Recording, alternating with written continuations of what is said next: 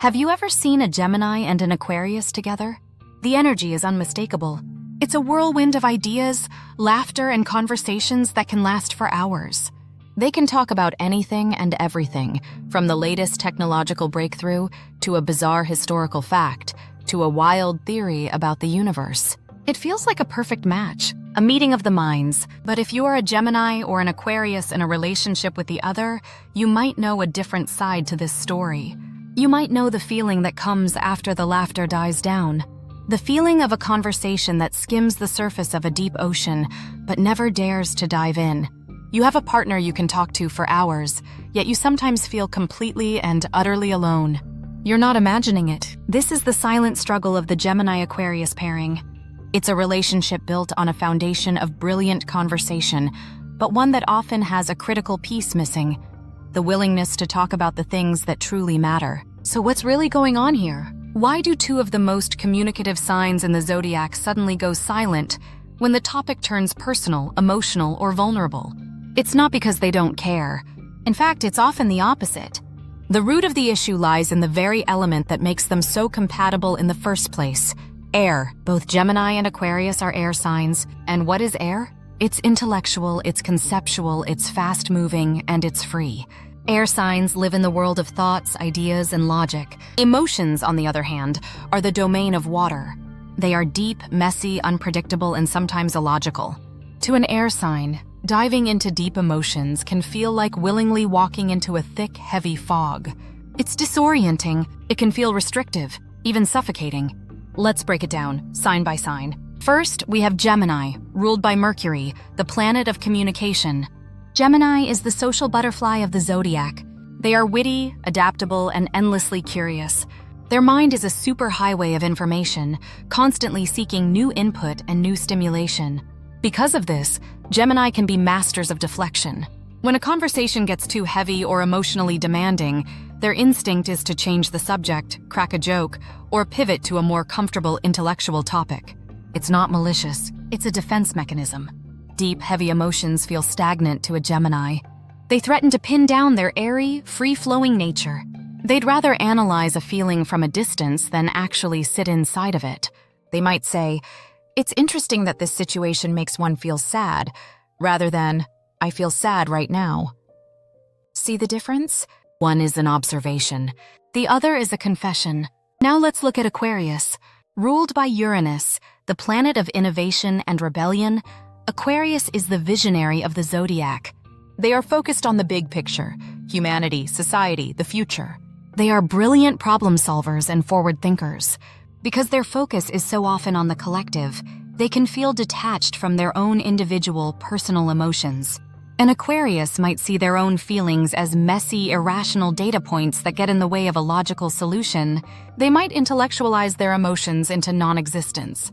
Instead of saying, "I'm hurt that you forgot our anniversary," they might rationalize it by thinking, "Anniversaries are a social construct with no real intrinsic value, so it is illogical for me to be upset."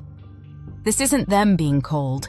It's their attempt to rise above what they perceive as petty, personal drama to maintain a clear, logical perspective. So you put these two signs together. You have Gemini, who dodges heavy emotion with wit and distraction, and you have Aquarius, who rationalizes heavy emotion into irrelevance. The result is a dynamic where both partners, in their own unique ways, are experts at avoiding emotional depth. They build a beautiful, intricate palace of ideas, but they're afraid to furnish the rooms with real feelings. The consequences of this can be devastating over time. It starts subtly. A small hurt isn't mentioned. A minor anxiety is brushed aside. A point of insecurity is covered up with a joke. On the surface, everything seems fine. You're still talking, still laughing, but underneath, these unspoken things begin to accumulate. It's like a tiny, slow leak in the foundation of a house. At first, you don't even notice it, but day by day, the water pressure builds. The foundation weakens. Eventually, a single, seemingly minor event happens: a forgotten promise, a careless comment, and the entire dam breaks. All of that pent-up frustration, misunderstanding, and loneliness comes flooding out. And both partners are left shocked, wondering, where did all of this come from? I thought we were fine. You weren't fine. You were just quiet, The partner who is more in touch with their feelings, or perhaps has more water or earth in their chart, might start to feel invisible. They might think, do they even know me? The real me? Or just the fun, easy version of me? This creates a profound sense of loneliness within the relationship.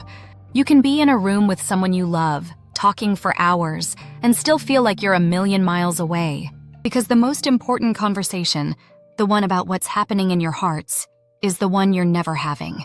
The good news is, this is not a fatal flaw. It is not a death sentence for the relationship. In fact, overcoming this one challenge can transform a good Gemini Aquarius connection into an extraordinary one. It requires intention, courage, and a new set of tools. So how do you fix it? How do you bridge that gap between the head and the heart?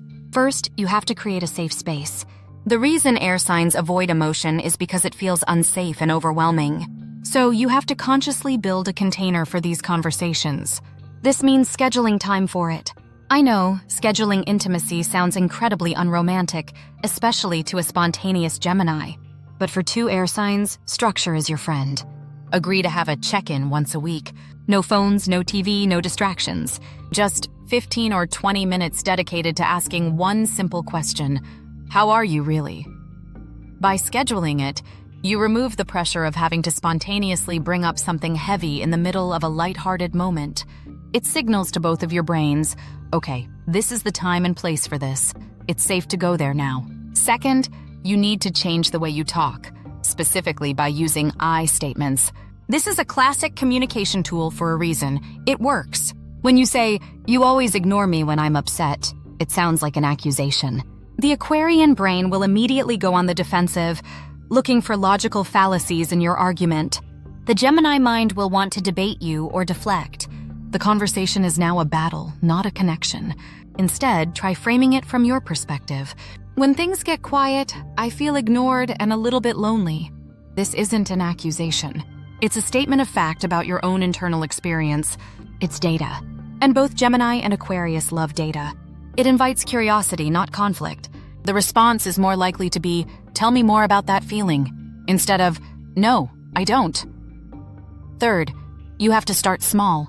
You don't go from talking about the weather to revealing your deepest childhood traumas in one sitting. That's too much for anyone, especially for this pairing. Practice emotional vulnerability with low-stakes topics. Instead of just asking, "How was your day?" ask, "What was the most frustrating part of your day?" Or, "What was one thing that made you smile today?" These questions gently pry open the door to emotional conversation without blowing it off its hinges. It's like exercise. You don't start by trying to lift 300 pounds. You start with the small weights and build your strength over time. Fourth, and this is crucial, you must embrace the awkwardness. When you first start having these conversations, it is going to feel weird. There will be awkward silences. You might stumble over your words. You might not know what to say. That's okay. The discomfort you feel is the sound of growth. It's the feeling of stretching a muscle you haven't used before. Acknowledge it out loud. Say, "This feels a little awkward, but I'm glad we're doing it." This gives both of you permission to be imperfect at it. For the Aquarius in the relationship, try to frame it as a fascinating experiment. You are exploring a new frontier, the complex world of human emotional connection. Approach it with the same curiosity you would a scientific problem. For the Gemini, think of it as learning a new, exciting language. You've mastered the language of wit, facts, and ideas. Now you get to learn the language of the heart. It's a new skill, a new world to explore, which will appeal to your need for novelty. Finally, remember the why. Why are you doing this? You're doing this because the intellectual, funny, and brilliant connection you share is rare and precious. It's worth protecting. It's worth building upon. You're not trying to change who you are. A Gemini will always be a witty communicator. An Aquarius will always be a grand-scale thinker. You are simply adding a new dimension to your relationship. You're building a bridge between your powerful minds and your equally important hearts. The ultimate paradox of the Gemini-Aquarius pairing is that your greatest weakness is directly tied to your greatest strength. Your shared love of freedom and intellect makes you avoid emotional depth, but it's also the very thing that can help you solve this problem. You are both intelligent enough to understand the issue, creative enough to find unique solutions, and adaptable enough to change your patterns. The journey from surface-level talk to true, soulful intimacy won't happen overnight. It requires patience, it requires grace. But by taking these small intentional steps, you can turn the silent struggle into a shared strength. You can build a relationship that is not only intellectually stimulating, but also emotionally fulfilling. A partnership where you can talk about anything in the universe, including the universe within yourselves. And that is a connection worth talking about.